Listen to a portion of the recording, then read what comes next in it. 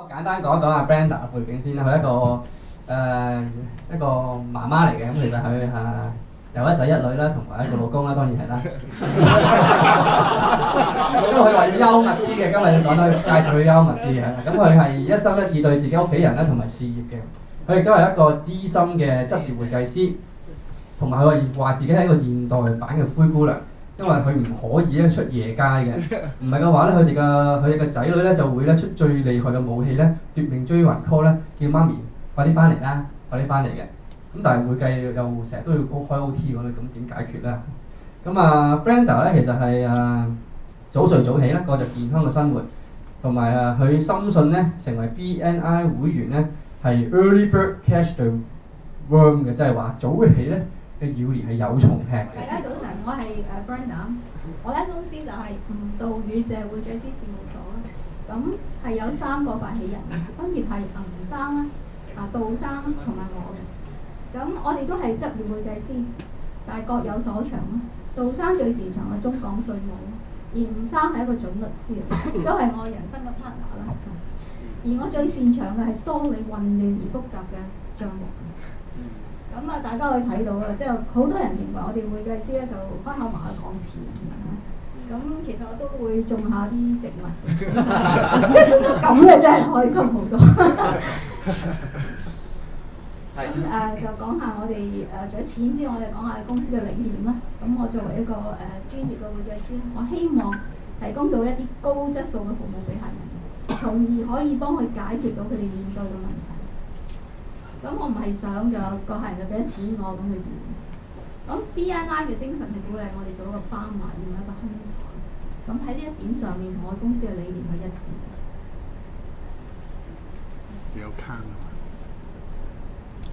咁我哋嘅客人啦，我哋其實有唔同種類嘅客人啦，包括廣告設計公司啊、慈善機構啊、商會啊、建築工程公司啊、顧問公司、商務中心、電影製作公司、餐飲業、保險經紀啦、律師行啦、業主立案法團啦、零售貿易物流等等。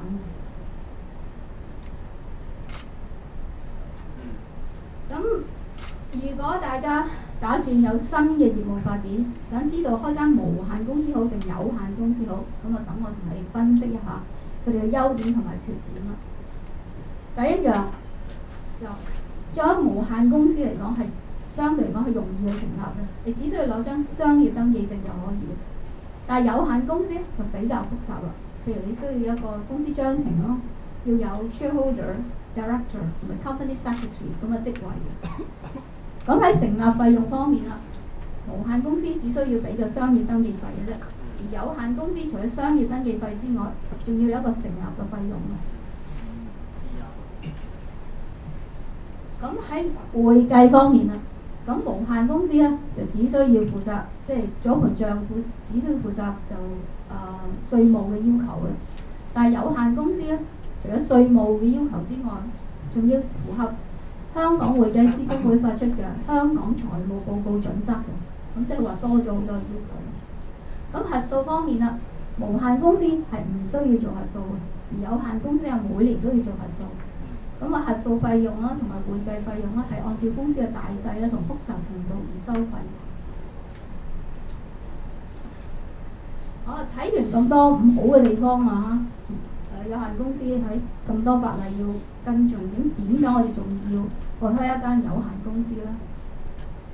咁其實咧，有限公司有好多優點嘅，最重要嘅當然係有限責任啦 （limited liability）。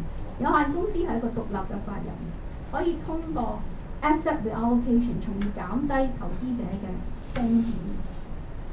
咁第二樣嘢就係tax advantage 稅務優勢。有限公司係有好多空間做 tax planning。例如，如果你間公司已經持有物業嘅，你想套現，其實你係唔需要賣層樓，你只需要轉讓公司嘅股份。咁股份買賣嘅印花稅比樓宇買賣嘅係平好多。最近我就做咗唔少呢啲個案。第二樣嘢就係容易轉讓，要加減股東其實相對比較容易。咁融資方面會較容易啦，銀行會比較信納已經核數嘅帳目啦。咁仲有一樣係連續性咯。有限公司咧就唔會因為股東嘅變更咧而有所影響，理論上係可以天長地久。結論就係成立有限公司係有利於業務嘅運作同埋發展。咁我哋公司提供嘅服務啦，有公司註冊服務啦，你可以選擇買一間現成嘅公司，或者成立一間全新嘅公司。因應業務嘅需要，你都可以選擇喺香港成立一間公司，或者喺海外嘅成立一間公司。咁開完一間公司啊，其實每年咧，大家都會注意咧，就要做週年申報表啦，做核數啦。咁我哋公司都有提供相關服務。第一樣就係公司秘書啦。有限公司係需要每年向公司就係處呈交嘅週年申報表，而且要召開股東大會。會計理帳服務啦，不論有限公司或者無限公司，大家都要保持呢個單據咯，7年。而我嘅公司可以提供就每年、每月啦、每季或者每年都會嘅服務。審核帳目，有限公司係需要每年核數嘅。呢個法例規定。